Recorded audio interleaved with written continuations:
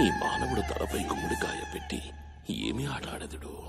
దీంతో దాన్ని కొట్టేదా?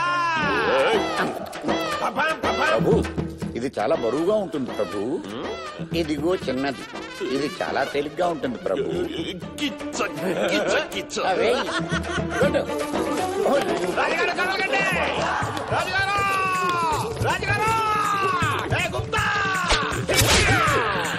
దిగినది, లోతుగా దిగినది. అబ్బా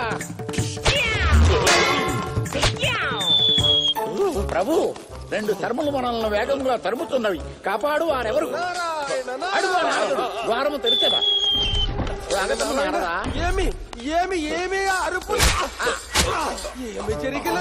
నీ వెనుక 2 శరములు దిగినవి. కారణము చెప్పు, సమయము లేదు.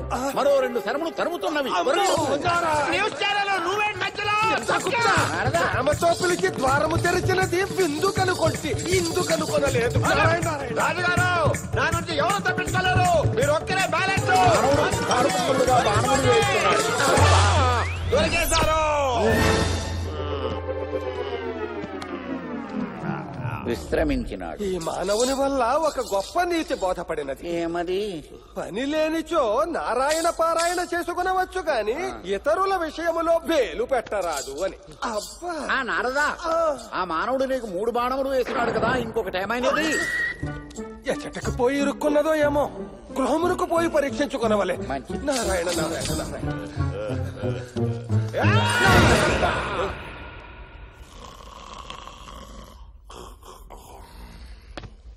రాజుగారు, నన్ను పొద్దునే పంపించేస్తారని చెప్పి ఆ ముద్దు నిద్రేంటండి? మానవా, ఎంత ఆలోచించినను నిన్ను పంపు ఉపాయము గోచరించటలేదు. కొంత వ్యవధి ఇచ్చినచో. ఓ 4 రోజులు తీసుకోండి. చిత్రగుప్త ప్రభు, ఈ మానవుని మాటే కఠినము, మనసు బంగారము. ఎందుకో నా ఎడమ కన్ను అదురుతున్నది ప్రభు.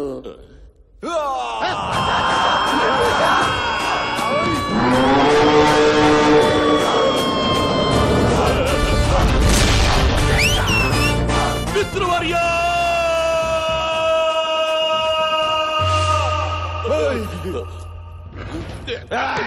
నీవు తెలుగువాడివే కదా నాయన? పెదరాజు గారు, ఈ విషయం మీకు ఎలా తెలుసండి? తరతరాలుగా మాపై ఎక్కి తొక్కున్నది నీ తెలుగువారే కదా నాయన?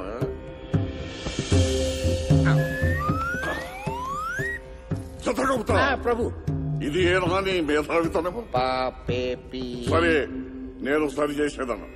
సుభద్ర, మనిషిని పోలిన మనుషుల్ని 7 సృష్టించిన నా బ్రహ్మదేవుడు ఈతనితో కలుపుకుని 4 కాలము చేసినారు. మిగిలిన 3లో ఎవరి కాలము సమీపించిందో తెలుసుకుని ఆ మానవుని శరీరంలో ఈతని ప్రవేశపెట్టను. సరేనా తెలుగు మానవ? పెద్దరాజు గారు చెప్పాక ఏం చేస్తాం? బతకడానికి ఏదో బాడీ కావాలి కదా, తగలెట్టండి.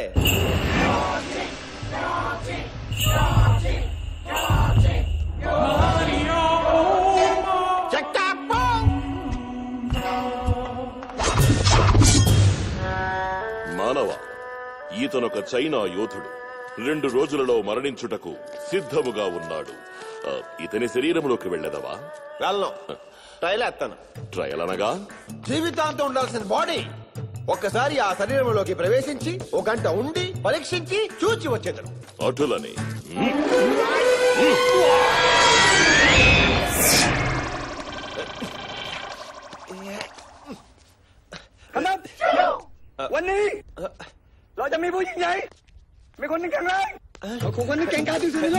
నా గురించి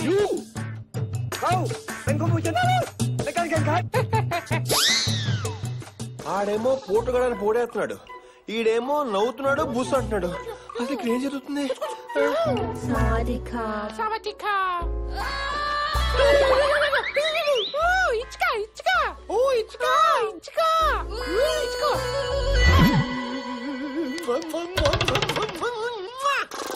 ఇక్కడ మళ్ళీ బూస్ అంటున్నాడేంటి?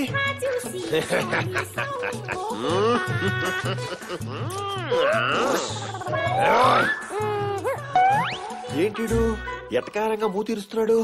మన ఒంటి మీద బట్టలు లేవు, పాపలు కూడా ఆల్మోస్ట్ బట్టలు లేకుండా ఉన్నారు. మరి ఎందుకు మన బాడీ హీట్ ఎక్కట్లేదు ఏంటంట? రాజుగారు, నన్ను పైకి లాగండి, నన్ను పైకి లాగండి.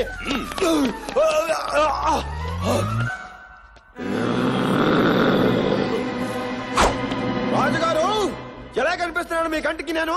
ఆ తేడాగాడి బాడీలో తోసేసి మీరు జంప్ అయిపోదాం అనుకుంటున్నారా? అతని శరీరములకేం మానవా? బలిసిన కండలున్నవి, పొడవైన కురుడున్నవి, విలువైన విద్య ఉన్నది. వాటికంటే ముఖ్యమైంది అసలైంది లేదక్కడ. వెలుగుతున్న కొట్టేస్తే ఎంత టెన్షన్ ఉంటుందో తెలుసా గుప్తా గారు మీకు? సరే సరే, నీలాగే ఉండే మరొక మానవుడు ఉత్తరాఖండములో ఉన్నాడు. అతని శరీరంలోకి వెళ్లి పరీక్షించుకొను. ఉత్తరాఖండం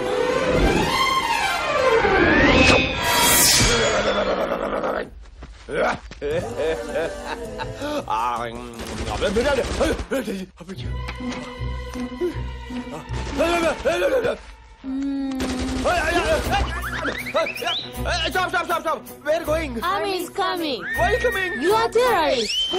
Terrorist?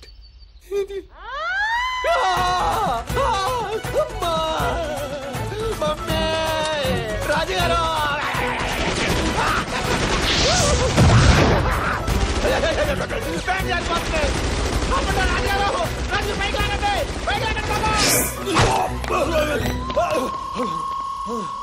అసలు తప్పులు లెక్కలేసిన కొట్టడా నిన్న అసలు? మానవ, ఆవేశపడకుము. మిగిలిన మూడవ వాడిని పరీక్షించుకొను. వద్దు రాజుగారు, నో ట్రయలింగ్, నో టెస్టింగ్. వాడెవడు, వాడి స్టోరీ ఏంటి మొత్తం ఎక్కడి నుంచో చూపించండి. చూసి నచ్చితే వెళ్ళి సెటిల్ అయిపోతాం. అటులైన చూడు. శీఘ్రమేవ కళ్యాణ ప్రాప్తిరస్తు. నాకు కాదు, లోక కళ్యాణం జరగాలని దీవించండి. ముందు జనం, ఆ తర్వాతే మనం. సర్వే జన సుఖినో భవంతు. అర సెకండ్ లో నా భక్తుల్ని నీ భక్తులుగా మార్చేసుకున్నావు. నేనే దొంగననుకుంటే. నీకంటే పెద్ద దొంగ.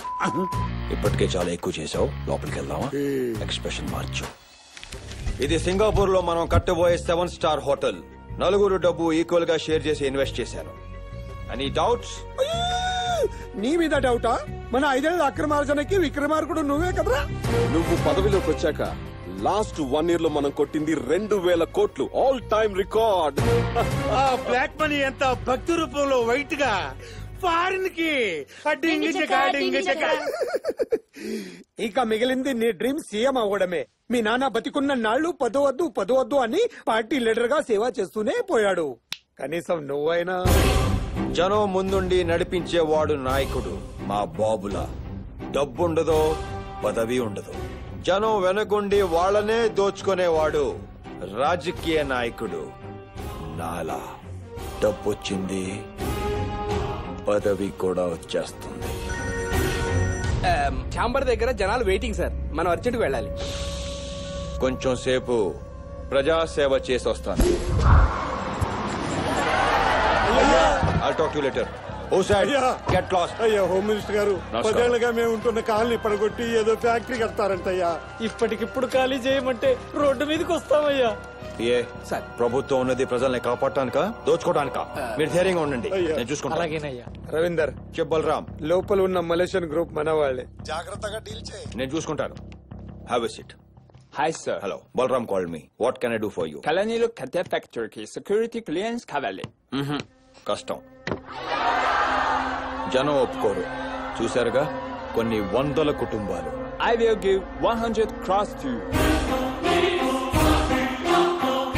నన్ను నమ్మి గెలిపించిన వాళ్ళు 300 crores.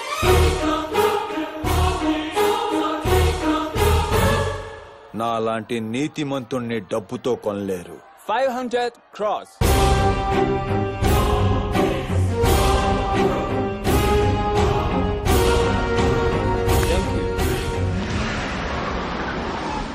ఏయ్ సుబ్బయ్య, అమ్మొచ్చిందా? రాలేదయ్యా.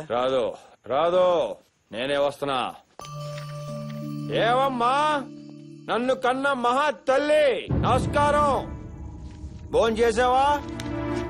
టాబ్లెట్ వేసుకున్నావా? పిలిస్తే పలకవు, నా ఇంటికి రమ్మంటే రావు. అదేమంటే ఇది మా ఆయన నీతిగా సంపాదించిన డబ్బుతో కట్టించిన దేవాలయం. బోల్ షెట్. నీ మొగుడు జనం అనే బదులు ధనం అనుంటే నాకు ఈ కర్మ పట్టేది కాదు, ఈ దరిద్రం ఉండేది కాదు. వేసేయ్, మామూలే కాదు నీకు. వేసేయ్. పోయిన మీ ఆయన ఆశయాల కోసం బతుకున్న నీ కొడుకుని దూరం చేస్తున్న మహా తల్లి. నువ్వు అలాగే ఉండు, నేను ఇలాగే ఉంటా.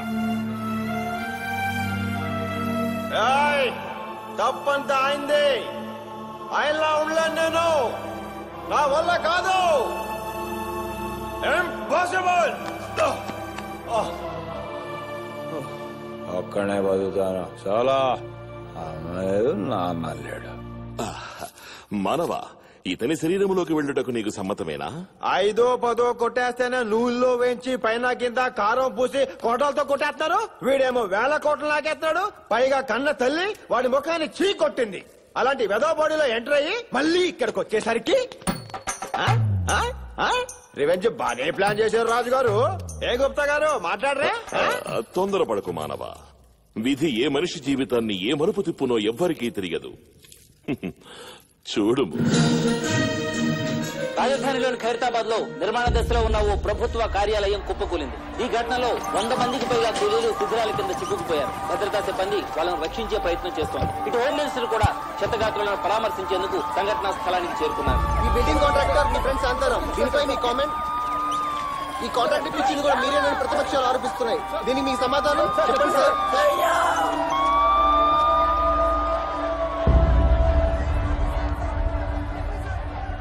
రవీందర్, సెంట్రల్ నుంచి ఎంక్వైరీ కమిషన్ రాకముందే ఇష్యూ డైవర్ట్ అవ్వాలంటే నువ్వు అరెస్ట్ అవ్వాలి.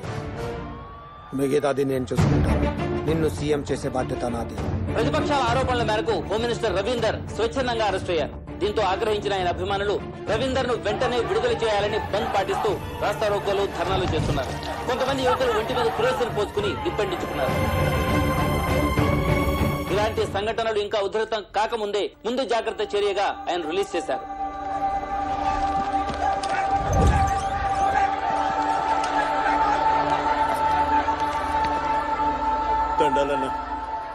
అన్నా, ఎందుకు ఇలా చేసావు? నువ్వు నా లీడరు అన్నా. అన్నా చూడన్నా, నేను చూడటాకొచ్చాడన్నా. చూసావన్నా అన్నా, ఇంటికి కూడా వెళ్ళకుండా చూడటాకొచ్చాను. నువ్వు బాగుండాలన్నా. నువ్వు నా దేవుడు అన్నా. నాకు చాలా సంతోషం.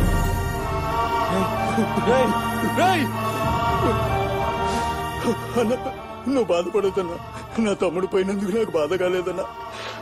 పుట్టిన ప్రతి వాడు చూస్తాడన్నా. కానీ నీ చేతుల్లో చచ్చిపోయే అదృష్టం ఎంతమందికి ఉంటుందన్నా.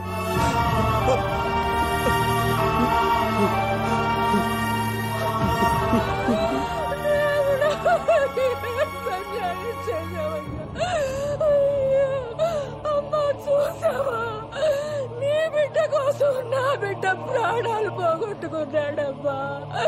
ఇక నాకు దిక్కెవరమ్మా? తప్పు చేసాం బలరాం. తప్ప యుద్ధంలో రాజుని గెలిపించడానికి 1000 మంది సైనికులు చేస్తుంటారు. ఈ లెబర్గాళ్ల గురించి ఆలోచించుకో. అయినా ఇదంతా చేసింది ఎవరి కోసం? నీకోసం కాదా? ఇవన్నీ పట్టించుకుంటే కన్నీళ్ళు వస్తాయి. వదిలేస్తే సీఎం కుర్చీ వస్తుంది. నీ స్వార్థం కోసం, నీ ఎదుగుదల కోసం మాలాంటి అమాయకుల్ని బలి చేస్తావురా? నీలాంటి మోసగాన్ని మహాత్ముడు అనుకుని నా తమ్ముడు నీ కోసం చచ్చిపోయాడు. నువ్వు బ్రతకూడదురా, నువ్వు బ్రతకూడదు. రాయ్ రవీందర్, ఎప్పటికైనా నీ చావు నా చేతుల్లోనే. తమ్ముడు పోయిన ఫ్రస్ట్రేషన్ పిచ్చెక్కినట్టుంది. లాక్క లోపలండి.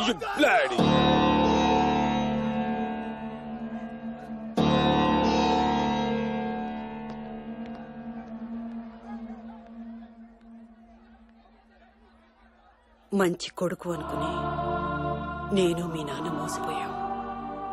మంచి నాయకుడు అనుకుని జనం మోసపోతున్నారు. కడుపులో ఉన్నప్పుడు కాళ్ళతో తన్నావు, బాధ అనిపించలేదు. కానీ ఇంతమంది తల్లుల గుండెల మీద తంతున్నావు. తట్టుకోలేకపోతున్నాను రా. నువ్వు ఎన్ని రోజులు ఎన్ని తప్పులు చేసినా క్షమించి మౌనంగా ఉన్నాను. ఎందుకో తెలుసా, నువ్వు ఎప్పటికైనా మారుతావన్న చిన్న ఆశ, అది ఈ రోజుతో చచ్చిపోయిందిరా. ఇక జీవితంలో మళ్ళీ నేను కనిపించిన.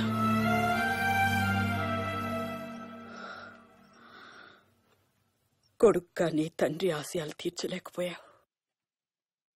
కనీసం నా ఆశ తీర్చరా. రేపు నేను చేస్తే దయచేసి నా శవంతో మాత్రం రాజకీయం చేయకు.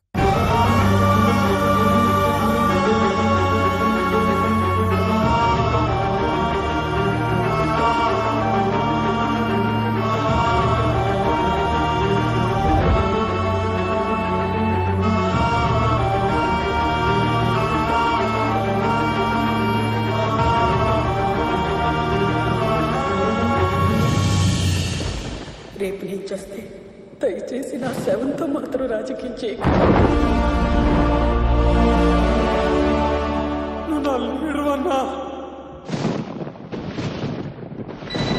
చెప్పు కాబోయే సీఎం, ఏదైనా బ్రేకింగ్ న్యూసా?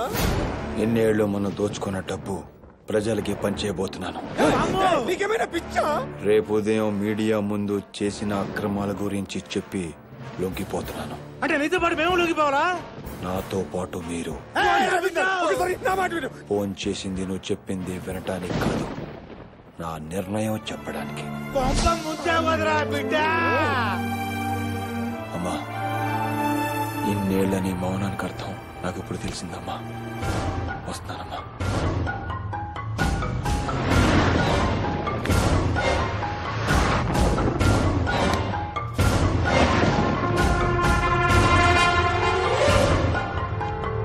బాయ్.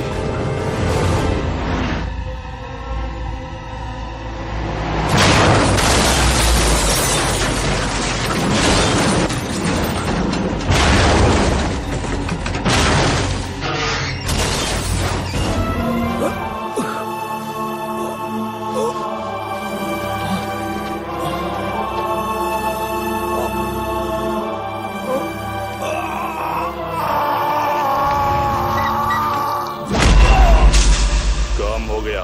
Yes!